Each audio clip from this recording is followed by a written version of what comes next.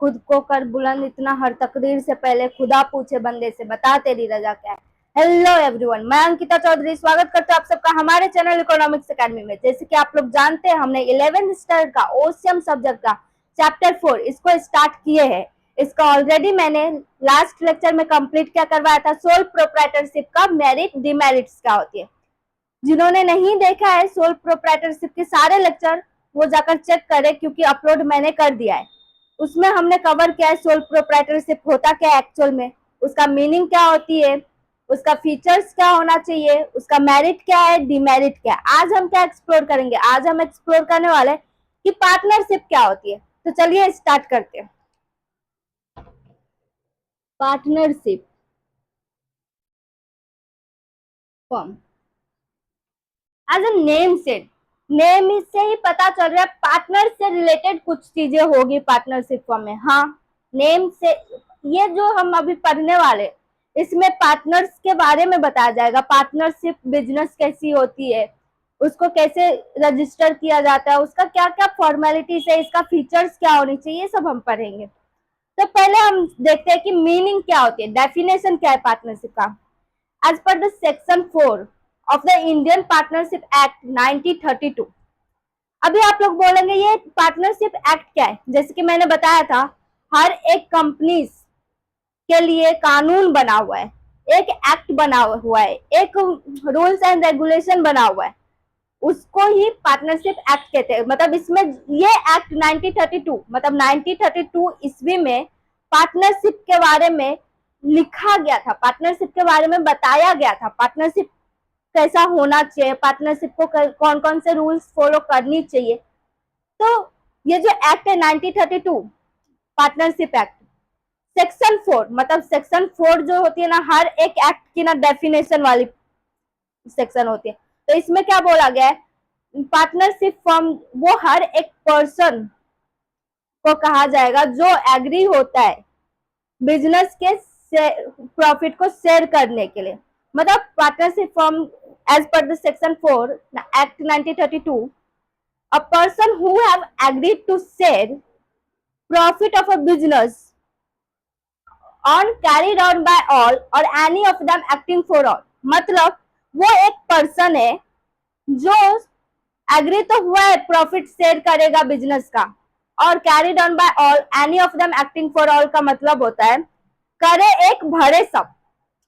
करे एक भरे सब कैसे, पार्टनरशिप का एक रूल है, अगर किसी एक पार्टनर ने गलती किया तो बाकी पार्टनर को भी भरपाई करनी पड़ेगी, इसीलिए बोला जाता है करे एक भरे सब। मतलब पार्टनरशिप क्या है, करे एक भरे सब, म्यूचुअल एजेंसी होना चाहिए। मतलब एक दूसरे से बना हुआ एजेंसी होना चाहिए, जो एक गलती करे तो दूसरे को भी होना चाहिए पनिशमेंट, और दूसरा कुछ करे तो तीसरे को भी होना चाहिए। अभी देखते हैं पार्टनरशिप फॉर्म में मेंबर सब कैसे होते हैं। देखो, पार्टनरशिप फॉर्म को हम स्टार्ट कैसे करेंगे, अकेले पर्सन तो स्टार्ट कर नहीं सकते। तो क्या होता है, एक देखो, मैं थी, मेरे दोस्त थे, हम एक दिन अब बैठे थे, हम लोग सोच रहे थे कि क्या करना चाहिए, करेंगे क्या। फिर मेरे दिमाग में आया कि क्यों ना हम इकोनॉमिक्स एकेडमी स्टार्ट करें। तो फिर मैंने क्या किया, मैंने अपने दोस्तों को बोला चलो ज्वाइन करते, हम लोग ना साथ में काम करेंगे, जो अगर प्रॉफिट होगी तो हम साथ में देंगे, शेयर करेंगे, लॉस होगी तो वो भी साथ में शेयर करेंगे। वो भी एग्री हो गई, मैं भी एग्री थी। हम क्या किए, हम गए एक एग्रीमेंट बनाए। एग्रीमेंट किसे कहते हैं, वो सारे रूल्स एंड रेगुलेशन जो कॉन्ट्रैक्ट में लिखा रहता है उसको एग्रीमेंट कहते हैं। तो अभी मैं क्या करूंगी, मैं गई एग्रीमेंट बनाई, फिर हमने स्टार्ट कर दिया इकोनॉमिक्स एकेडमी। तभी ये इकोनॉमिक्स एकेडमी अकेले मुझसे चल रहा है क्या, नहीं, मेरे पार्टनर से भी चल रहा है। जितना हक मेरा है इस एकेडमी में उतना ही उसका भी। हाँ, माना कि ये इकोनॉमिक्स एकेडमी कोई पार्टनरशिप फर्म नहीं है, वो अकेले मेरा है, बट मैंने एग्जांपल दिया था। तो ऐसे होता है पार्टनरशिप फर्म स्टार्ट। कल को अगर आपके पापा को स्टार्ट करना होगा कोई बिजनेस, उनके पास में पैसे नहीं है, लेकिन उनके दोस्त के पास में पैसे है, वो आइडिया दे रहे हो, मतलब आपके पापा के पास में आइडिया बहुत ही अच्छा है, तो उनके दोस्त आए, बोले एक काम करो, पैसा मैं इन्वेस्ट करूंगा। क्या? पैसा मैं इन्वेस्ट करूंगा इस फर्म में, बस तुम अपना काम करो, लेकिन बदले में मुझे उसका प्रॉफिट चाहिए। क्या बोले वो अंकल? बदले में उनको प्रॉफिट चाहिए। मतलब ये क्या होगा? ये एक रिटर्न बेसिस पे उनको प्रॉफिट मिल रहे, एज शेयर कर रहे। आपके पापा और वो अंकल क्या कर रहे? प्रॉफिट शेयर कर रहे हैं। दो पर्सन है। पार्टनरशिप फर्म कभी भी इंडिविजुअल पर्सन नहीं बनाता। पार्टनरशिप फर्म हमेशा दो या दो से ज्यादा पर्सन बनाता है। मतलब पार्टनरशिप फर्म के लिए हमेशा कितने पर्सन चाहिए होगा? दो या दो से ज्यादा। तो पार्टनरशिप फर्म ऐसे बनता है। मैंने डेफिनेशन में समझाया, क्या समझाया? A person who have agreed to share a profit of a business. मतलब इसमें कौन से पर्सन होगा? जो शेयर करने के लिए रेडी हो प्रॉफिट को बिजनेस के, उसको पार्टनरशिप फर्म कहेंगे। लेकिन साथ में ही क्या होना चाहिए? इसके साथ में एक फीचर्स और होनी चाहिए। क्या? Carried on by all, any of them acting for all. मतलब ये जो बिजनेस है ये चलेगा किसके? सबके मुताबिक। मतलब सब इसमें मैनेजमेंट रहेंगे। कैरिड ऑन बाय ऑल मतलब इस बिजनेस को चलाने के लिए सबकी जरूरत है, but acting for all of them. मतलब कोई एक इंसान भी हो सकता है कि डेली बेसिस पे मैनेज करे इस बिजनेस को, लेकिन acting for all of them मतलब सबके बिहाफ पे वो काम कर रहा है। इसके लिए क्या होना चाहिए? करे एक भरे सब। मतलब एक पर्सन ने काम कर रहे, लेकिन भरना सबको पड़ रहा है। मतलब एक पर्सन ने, अभी वो अंकल को ही देख लो, एग्जाम्पल दे रही हूँ, सीरियस मत हो। आपके पापा के साथ जो बिजनेस में इन्वेस्ट किए थे, वो क्या करेंगे? वो क्या कर रहे हैं? वो कहीं बाहर जाकर ऐसा अनाउंस कर दिए कि उनका जो प्रॉफिट का शेयर है वो पूरा का पूरा किसी और पर्सन का हो गया। तो आपके पापा ना मना कर सकते हैं, रिस्ट्रिक्शन है, लेकिन कुछ चीजें जो होती है मना नहीं कर सकते। मतलब आप वो अंकल जाकर क्या बोले? वो शॉप का जो भी टीवी वगैरह था वो क्या किए? आधे दाम पे ना बेचने का वादा करके आ गए। वो अंकल आधे दाम पे आपके पापा के टीवी वगैरह बेच रहे हैं। तो वो जो कस्टमर था वो आया आपके पापा के पास, बोलते जो वो सर ने तो आधे दाम पे देने का वादा किया। तो आपके पापा क्या करेंगे? उनको आधे दाम पे सारे प्रोडक्ट देना पड़ेगा उनको। क्यों? क्योंकि पार्टनरशिप का एक रूल है, अगर एक इंसान ने गलती किया तो दूसरे इंसान को भरपाई करनी पड़ेगी। एजेंट प्रिंसिपल रिलेशनशिप इसको कहते हैं। मतलब एक ही पर्सन एजेंट का ही काम करता है और प्रिंसिपल का भी काम करता है एट द सेम टाइम। मतलब एजेंट कब वो पार्टनर बनता है? जब वो बाहर जाकर कुछ अपने फर्म का सेल कर रहा है, कुछ बातें कर रहा है, कुछ एग्रीमेंट कर रहा है। और प्रिंसिपल कब रहता है? जब वो अंदर होकर किसी और को भेजता है और किसी और का वो काम करता है। तो एक ही पर्सन जो रहता है वो एजेंट और प्रिंसिपल का रिलेशनशिप निभाता है। तो ये होता है डेफिनेशन। अभी हम लोग ना इसका फीचर्स पढ़ते हैं।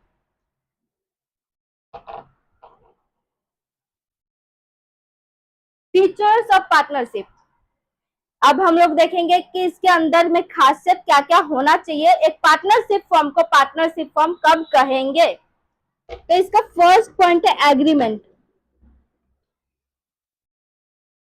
कोई भी पार्टनरशिप बनने के लिए एग्रीमेंट होना बहुत जरूरी है।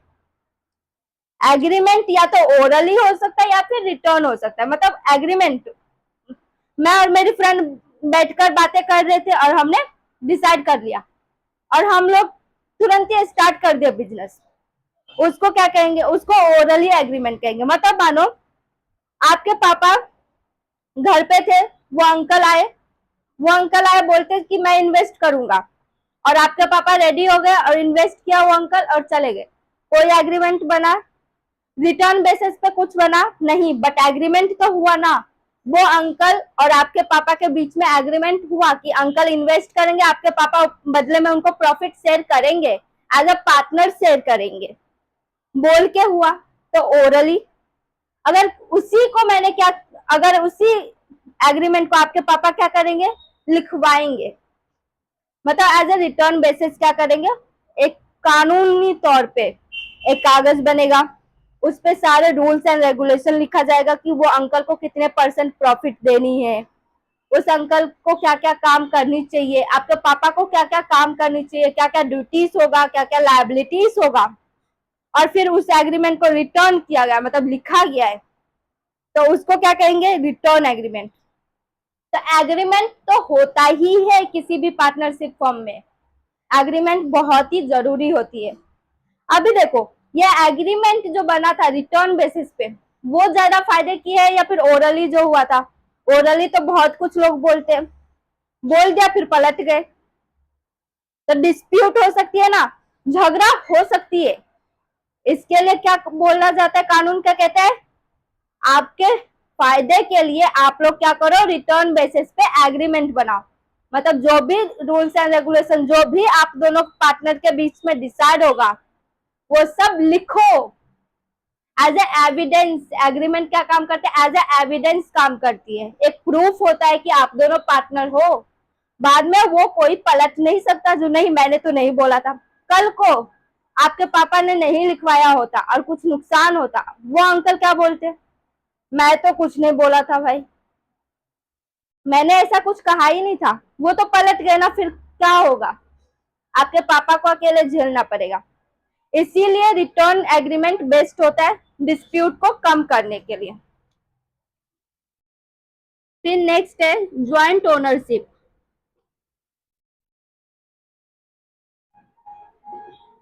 डेफिनेशन में ही बोला गया था, carried on by all, any of them, acting for all. Joint ownership क्या होती है, पार्टनरशिप में हमेशा सबके ओनरशिप होती है, मतलब अगर मैं पार्टनर हूं तो मेरा भी ओनरशिप उतना ही है, या फिर जो भी रेशियो में होगा, बट ओनरशिप होगा। मेरी पार्टनर है, मेरी दोस्त जो थी, उसका भी ओनरशिप उतना ही होगा, और कोई आएगा तो उसका भी ओनरशिप होगा। पार्टनरशिप में सारे पार्टनर के पास में ओनरशिप होती है, मतलब वो मालिक होता है इस फर्म का। जैसे आपके पापा फर्म खोल रहे थे तो उनके दोस्त आए, तो उनके दोस्त ने क्या बोला, बदले में मुझे प्रॉफिट चाहिए, प्रॉफिट मिल रहा है, प्रॉफिट मतलब उनका ओनरशिप आ रहा है, वो एज अ पार्टनर ज्वाइन करे। फिर तीसरे या चौथे दिन कुछ और पैसे की जरूरत पड़ेगी, आपके पापा किसी और दोस्त को बोलेंगे, वो दोस्त भी क्या बोलेगा, एज अ पार्टनर ज्वाइन करूंगा तो ओनरशिप भी होगा। मतलब हर एक पार्टनर के पास में उस फर्म के ओनरशिप होता है, मतलब हर एक पार्टनर उसका डिसीजंस बोल सकता है, जो ऐसा नहीं ऐसा होना चाहिए। वो पार्टनरशिप फर्म में हर एक पार्टनर्स का ओनरशिप जो होती है बहुत ही इंपॉर्टेंट होती है, वो ज्वाइंट ओनरशिप होता है, मतलब किसी एक का फर्म नहीं होता, हर एक पार्टनर का फर्म होता है। वो जो आपके पापा फर्म खोले थे वो सिर्फ उनका नहीं था, उनके दोस्तों का भी था, मतलब वो दोनों दोस्त जो थे, जो पार्टनर थे, उनका भी ओनरशिप होगा। तो हमेशा पार्टनरशिप फर्म में ज्वाइंट ओनरशिप होती है, मतलब हर एक पार्टनर के पास में ओनरशिप रहेगा। फिर नेक्स्ट है ज्वाइंट मैनेजमेंट।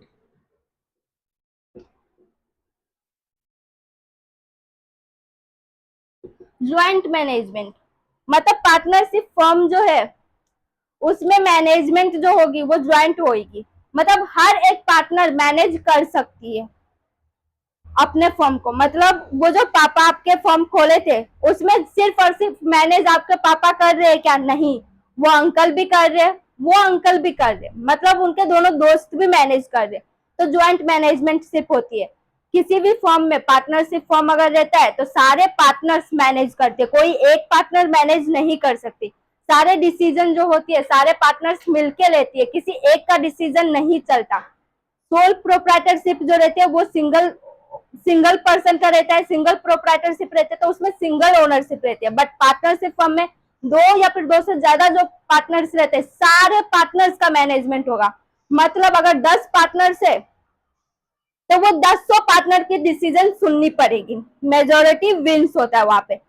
वहां पे क्या होता है, अगर 50 पार्टनर्स हैं तो 50 का डिसीजन सुनना पड़ेगा आपके पापा को। क्योंकि पार्टनर से वो ओनरशिप है सबके पास, तो सबका सुनना पड़ता है वहां पे। तो ज्वाइंट मैनेजमेंटशिप होती है, मतलब वो दुकान को जो मैनेज करेंगे, तो जरूरी नहीं है कि सिर्फ और सिर्फ आपके पापा करें, सभी मैनेज करेंगे। वो बात अलग होती है। बहुत सारे पार्टनर्स ऐसे होते हैं, आगे हम पढ़ेंगे, जो क्या करते हैं, एक्टिव पार्टनर को ही सारे राइट देकर रखते हैं और फिर वो लोग अपना शेयर्स लेते हैं। वो आगे टाइप्स ऑफ पार्टनर्स में हम पढ़ेंगे, बट यहाँ पे इतना समझ लो, हर एक पार्टनर के पास में मैनेजमेंटशिप का राइट होती है। फिर नेक्स्ट है लायबिलिटी। ये लायबिलिटी वाला पॉइंट जो है ना, इसमें बहुत ही यूनिक पॉइंट है। इसमें ना 3 तरह की लायबिलिटी होती है। मतलब इससे पहले हमने जो भी बिजनेस पढ़ा था उसमें क्या था, सिर्फ एक तरह की लायबिलिटी थी। अभी हम जो पढ़ेंगे उसमें 3 तरह की लायबिलिटी है। तो ये 3 तरह की लायबिलिटी जो है, unlimited liability, several liability and joint liability. देखो, अनलिमिटेड लायबिलिटी का मतलब क्या होता है, पार्टनरशिप फॉर्म जो रहती है एज अ कानून बेसिस पे क्या होता है ना, उनका ना आर्टिफिशियल पर्सन नहीं कहलाते। मतलब वो अगर आपका फॉर्म रजिस्टर नहीं है, एक तो रजिस्ट्रेशन कंपलसरी नहीं है पार्टनरशिप फॉर्म की, बट अगर कंपलसरी अगर आप रजिस्टर करते हो फिर भी उसका लायबिलिटी जो रहती है अनलिमिटेड होती है। बिकॉज वहां पे भी क्या होता है ना, सोल प्रोप्राइटरशिप की ही तरह पार्टनर्स और उसका फॉर्म अलग नहीं कहलाते, दोनों एक कहलाते। मतलब दोनों जो है वो दो जिस्म एक जान कहलाती है, जैसे कि सोल प्रोप्राइटरशिप में कहलाती थी। तो पार्टनरशिप फॉर्म की जो लायबिलिटी रहती है एक तरह से अनलिमिटेड रहती है। अगर उन्होंने लोन लिया है, मतलब आपके पापा जो फॉर्म खोले थे फॉर एग्जाम्पल, वहां पे बहुत ज्यादा पैसे की जरूरत पड़ गई, तो वो क्या करेंगे, वो बैंक के पास जाएंगे, बैंक से लोन लेंगे। तो 5 करोड़ की उन्होंने लोन बोरो की, फॉर एग्जाम्पल 5 करोड़ की लोन बोरो की है आपके पापा ने। फिर वहां पे क्या होगा, कुछ टाइम देते हैं, कुछ मेच्योरिटी पीरियड होती है जहां पे हमको लोन पे करनी पड़ती है, मतलब अमाउंट जो रहता है वो रिटर्न करना पड़ता है बैंक को। बट उस टाइम पे आपके पापा के ने क्या किया, लोन रिपे नहीं किया। आपके पापा ही नहीं, मतलब आपके पापा के पार्टनरशिप फॉर्म जो था वो लोन रिपे नहीं किए। तो वहां पे क्या होगा, वो बैंक वाले आएंगे, आपके पापा के फॉर्म में जाएंगे, तो उनके सारे पार्टनर्स के जितने भी एसेट्स रहती है, फिक्स्ड एसेट्स रहती है, उनको कैप्चर करती है। उसके बाद भी अगर वो 5 करोड़ नहीं पूरा हुआ, ध्यान से सुनना, नहीं पूरा हुआ, तब क्या करेंगे वो बैंक वाले, आपके पापा के दोस्त जो थे दोनों पार्टनर्स, उनके पर्सनल प्रॉपर्टी पे जाकर अपना हक जमाएंगे। मतलब यहाँ पे भी सोल प्रोप्राइटरशिप के तरह ही पार्टनर्स और उसका फॉर्म अलग नहीं कहलाती, दोनों एक ही पर्सन कहलाते। तो यहाँ पे क्या होता है, अनलिमिटेड लायबिलिटी में जो आपके पर्सनल प्रॉपर्टी भी टाइम आने पे हाथ से जा सकती है। बट यहाँ पे सेवरल लायबिलिटी जो है, सेवरल लायबिलिटी में क्या होती है ना, ये लायबिलिटी ऐसी लायबिलिटी होती है जहां पे ना डिसाइडेड रहती है, मतलब एज अ एग्रीमेंट बेसिस पे। एग्रीमेंट में अगर आपने लिखा है कि कितना लायबिलिटी किसको पे करनी है, तो उस हिसाब से लायबिलिटी पे होती है।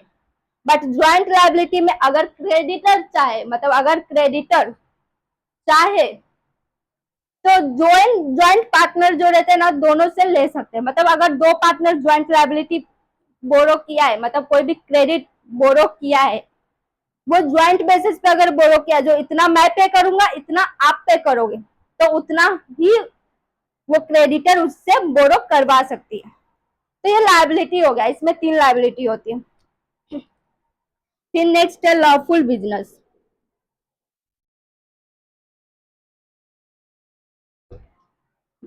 ये एक बिजनेस है जो हमेशा ही लॉफुल बेसिस पे चलता है। लॉफुल मतलब कोई भी पार्टनरशिप फर्म किसी भी इनलीगल चीज के लिए नहीं हो सकता, हमेशा लॉफुल ऑब्जेक्ट होना चाहिए उसका। मतलब कोई भी पार्टनरशिप फर्म, आपके पापा जो फर्म खोले थे वो इलेक्ट्रॉनिक्स के थे, तो वो लॉफुल है। अगर मैं खोलूंगी और मैंने गांजा वगैरह गांजा, अल्कोहल, ये सारे चीजें बेचना स्टार्ट कर दिया, गांजा वगैरह सब इनलीगल तरीके से, तो वो लॉफुल बिजनेस नहीं कहलाएगी। चाहे उसमें कितना भी पार्टनर्स रहे इंक्लूड, बट उसको पार्टनरशिप फॉर्म हम नहीं कहेंगे। मतलब इलीगल बेसिस पे जो भी पार्टनरशिप फॉर्म खुलता है उसको पार्टनरशिप फॉर्म नहीं कहते। तो हमेशा पार्टनरशिप बिजनेस जो होती है वो लॉफुल बिजनेस होती है। नंबर ऑफ मेंबर मतलब नंबर ऑफ पार्टनर। देखो नंबर ऑफ पार्टनर क्या होती है, मैंने बोला है कि एक इंसान कभी भी पार्टनरशिप फॉर्म नहीं खोल सकते, तो मिनिमम नंबर कितना चाहिए, दो या फिर दो से ज्यादा। तो दो जो नंबर है वो मिनिमम नंबर ऑफ पार्टनर्स है, बट मैक्सिमम अभी तक तो वैसे डिसाइड नहीं है। But as the companies act 2013 उन्होंने बोला है कि 50 नंबर मैक्सिमम होना चाहिए पार्टनरशिप फॉर्म का। मतलब मिनिमम हमें कितना पार्टनर चाहिए, दो, मैक्सिमम 50। तो ये होता है नंबर ऑफ पार्टनर्स। फिर हम नेक्स्ट पढ़ते हैं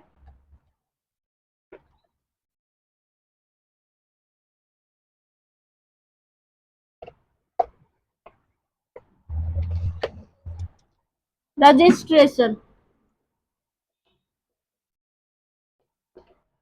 रजिस्ट्रेशन मैंने बताया है डेफिनेशन में कि रजिस्ट्रेशन कंपलसरी नहीं है, बट रजिस्ट्रेशन अगर होगा तो कौन से एक्ट में होगा, इंडियन पार्टनरशिप एक्ट 1932, इसके अंदर ही पार्टनरशिप फॉर्म को रजिस्टर किया जाएगा। देखो पार्टनरशिप फॉर्म को अगर रजिस्ट्रेशन कंपलसरी तो नहीं है, बट कंपलसरी नहीं होने के कारण अगर जो नहीं करता है रजिस्टर, उसको ना बहुत सारे चीज जो होती है उसका फायदे नहीं मिलती। मतलब डिसएडवांटेजेस भी है रजिस्ट्रेशन नहीं करना। बट बट हमें क्या ध्यान रखना है, आपको अगर एग्जाम में लिखना है तो क्या लिखोगे, पार्टनरशिप फॉर्म को रजिस्टर करना कंपलसरी नहीं है। बट कंपल्सर अगर आप रजिस्टर करते हो तो कौन से एक्ट के में करोगे, इंडियन पार्टनरशिप एक्ट 1932। ये याद रखना, हमेशा पार्टनरशिप फॉर्म को, कोई भी पार्टनरशिप फॉर्म हो उसको रजिस्टर करने के लिए हमेशा कौन से एक्ट में जाना पड़ता है हमको, द इंडियन पार्टनरशिप एक्ट 1932। यहाँ पे रजिस्ट्रेशन होता है कोई भी पार्टनरशिप फॉर्म का, और रजिस्ट्रेशन कंपलसरी नहीं है, आप बिना रजिस्ट्रेशन के भी पार्टनरशिप फॉर्म स्टार्ट कर सकते हो। फिर नेक्स्ट है restriction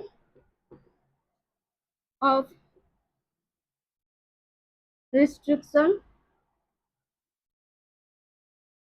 of partner to the transfer of interest. ये देखो restriction of partners to the transfer of interest, कहाँ पे रिस्ट्रिक्शन है कुछ पार्टनर्स की, मतलब कहाँ पे रुकावट आ सकती है, कहाँ पे कुछ चीजें नहीं कर सकते वो लोग, कहाँ पे रोका जा रहा है यहाँ इनको पार्टनर्स को हमेशा बोला जा रहा है कि कोई भी अपनी ट्रांसफर जो इंटरेस्ट को करते हैं, मतलब अपने शेयर्स, अपने सारे चीजों को, अपनी प्रॉफिट को ट्रांसफर करने के लिए, अपने इंटरेस्ट को ट्रांसफर किसी और पर्सन के लिए, उनको क्या करना पड़ेगा, उनको सारे पार्टनर्स की इजाजत लेनी पड़ेगी, उनको सारे पार्टनर्स की सहमति लेनी पड़ेगी। पार्टनरशिप फॉर्म में हमने डेफिनेशन में ही देखा था, carried on by all any of them acting for all, मतलब करे एक भरे सब, इसके लिए वो लोग क्या करते हैं, वो लोग को म्यूचुअल एजेंसी होती है, करे एक भरे सब मतलब म्यूचुअल एजेंसी होना चाहिए। मतलब एक तो इंसान अगर कुछ एक्ट कर रहा है तो दूसरे इंसान भी ऐसा माना जाता है कि उस बात पे सहमत है। इसके लिए अगर कोई भी पार्टनर, मतलब आपके पापा जो फॉर्म खोले थे उसमें अगर आपके पापा चाहे तो अपना राइट आपको ट्रांसफर करना चाहते हैं, तो आपको ट्रांसफर करने के लिए उनको क्या करना पड़ेगा, उनको बाकी दोनों दोस्तों से परमिशन लेनी पड़ेगी। और वो दोनों दोस्त अगर माने तो वो ट्रांसफर कर सकते हैं, अगर दोनों में से कोई एक भी ना बोल दिए ना तो वो अपना राइट आपको ट्रांसफर नहीं कर सकते एज अ पार्टनर। तो यहाँ पे रिस्ट्रिक्शन है, अगर अपने इंटरेस्ट को आप ट्रांसफर करना चाहते हो तो आपको लेना पड़ेगा सहमति, मतलब एग्री होना पड़ेगा, एग्री करना पड़ेगा सारे पार्टनर्स को आपके थॉट से। फिर नेक्स्ट है principal agent relationship. Principal agent relationship क्या होते हैं? प्रिंसिपल एजेंट रिलेशनशिप में मैंने बताया है कि हर एक पार्टनर एज अ प्रिंसिपल और as a agent at the same time काम करती है। मतलब हर एक पार्टनर प्रिंसिपल भी है और एजेंट भी है फर्म के। तो देखो एक फर्म जो था आपके पापा का, तो उनके दोस्त आधे दाम पे क्या कर रहे, अपने प्रोडक्ट को बेचने की वादा करके आए। वो जो वादा कर रहे थे तब वो क्या थे, एजेंट थे। और आपके पापा और दूसरे अंकल क्या है, प्रिंसिपल है। अगर उन्होंने वादा किया है और वो कस्टमर आकर आपके पापा को ये बोलते हैं कि आपके एक पार्टनर जो थे वो क्या किए, मुझे आधे दाम पे प्रोडक्ट देने का वादा किए, तो आपके पापा और आपके जो दूसरे अंकल थे पापा के दोस्त, उनको क्या करना पड़ेगा, उनको आधे दाम पे ही प्रोडक्ट देना पड़ेगा। बाद में वो दूसरे अंकल जो वादा किए उनसे वसूली कर सकते, उनसे सारे जो भी नुकसान हुआ है वो ले सकते पैसे। बट उस टाइम पे ये नहीं बोल सकते जो नहीं उसने क्या है ना तो हमारा क्या होगा। नहीं, म्यूचुअल एजेंसी हमेशा याद रखा, करे एक भरे सब। तो यहाँ पे क्या हो रहा है, यहाँ पे अगर वो अंकल कर रहे, अंकल ने नुकसान किया बट फिर भी आपके पापा और वो अंकल क्या कर रहे हैं, उस नुकसान की भरपाई कर रहे हैं ना कस्टमर के साथ। तो ये म्यूचुअल एजेंसी होता है। वो अंकल तो एजेंट थे, आपके पापा प्रिंसिपल हो गए। उसी टाइम पे जब वो अंकल वहां पे नहीं थे, मतलब वो अंकल फर्म में थे और आपके पापा कहीं और गए थे, तो वो अंकल क्या हो गए, प्रिंसिपल हो गए। आपके पापा क्या हो गए, एज ए एजेंट काम कर रहे हो। आपके पापा एजेंट के तौर पे गए कहीं और फर्म के प्रोडक्ट बेचने के लिए। देखो प्रिंसिपल एजेंट रिलेशनशिप, हर एक पार्टनर प्रिंसिपल भी होता है और एजेंट भी होता है फर्म के। याद रखना, हर एक पार्टनर प्रिंसिपल भी होता है और एजेंट भी होता है फर्म के और अदर पार्टनर के भी। फिर नेक्स्ट है शेयरिंग ऑफ प्रॉफिट। डेफिनेशन में भी हमने देखा कि शेयरिंग ऑफ प्रॉफिट जो होता है, अगर कोई भी पर्सन एग्रीड हुआ है शेयर करने के प्रॉफिट बिजनेस के, तो उसको पार्टनरशिप फर्म कहेंगे। मतलब यहाँ पे क्या बोला जा रहा है, यहाँ पे ये बोला जा रहा है कि वो प्रॉफिट के अगर बिजनेस के मतलब उस फर्म के प्रॉफिट अगर तीनों पार्टनर में शेयर हो रहा है तो वो पार्टनरशिप फर्म कहलाएगी। नो मैटर कौन से रेशियो से हो रहा है, डिपेंड ही नहीं करता। वो उनके एग्रीमेंट में अगर लिखा है 3:2:1 या फिर 1:1:1, पर प्रॉफिट शेयर होना चाहिए। लॉस शेयर हो या ना हो, नो मैटर, लिख देते प्रॉफिट एंड लॉस। देखो लॉस शेयर हो ना हो नो मैटर, बट प्रॉफिट हमेशा शेयर होना चाहिए किसी भी पार्टनरशिप फर्म के। मतलब अगर आपके पापा के फर्म में प्रॉफिट हुआ है 5 लाख का, तो वो तीनों पार्टनर में शेयर होगा, कोई भी रेशियो में हो, कोई मतलब नहीं है, पर शेयर होना चाहिए। अगर लॉस हुआ है 5 लाख का, अगर कोई एक पार्टनर ये कह रहा है ना कि 5 लाख का लॉस मैं उठाऊंगा, तो उठाने दो, मेरा क्या जाता है, चलेगा।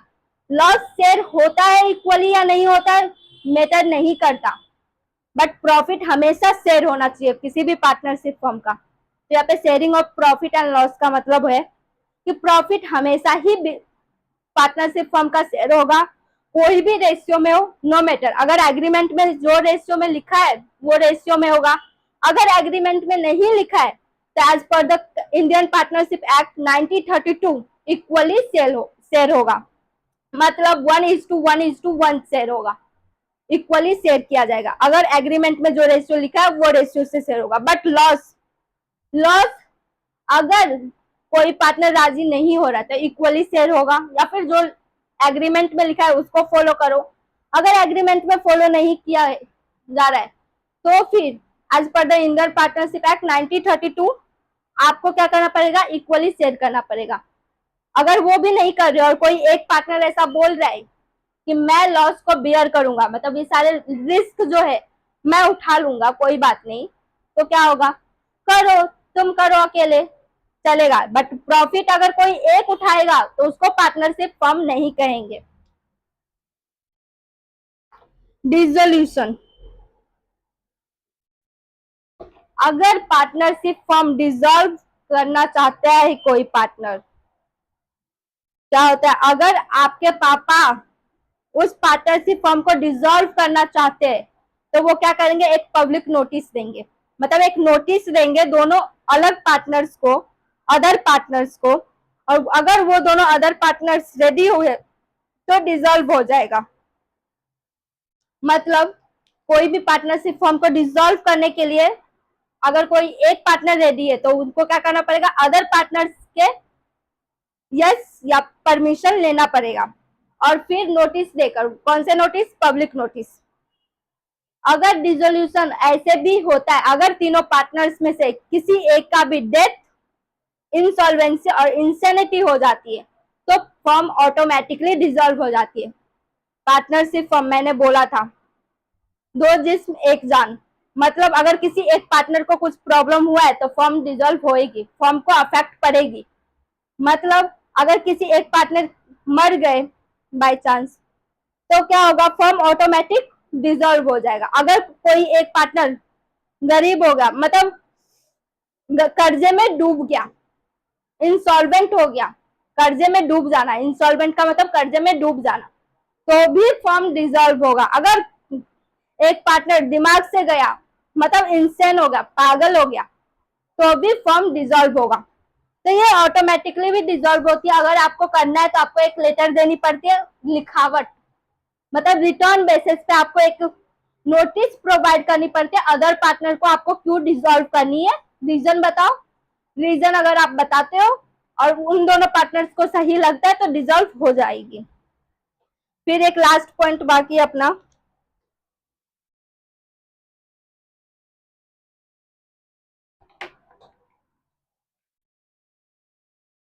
Termination of partners.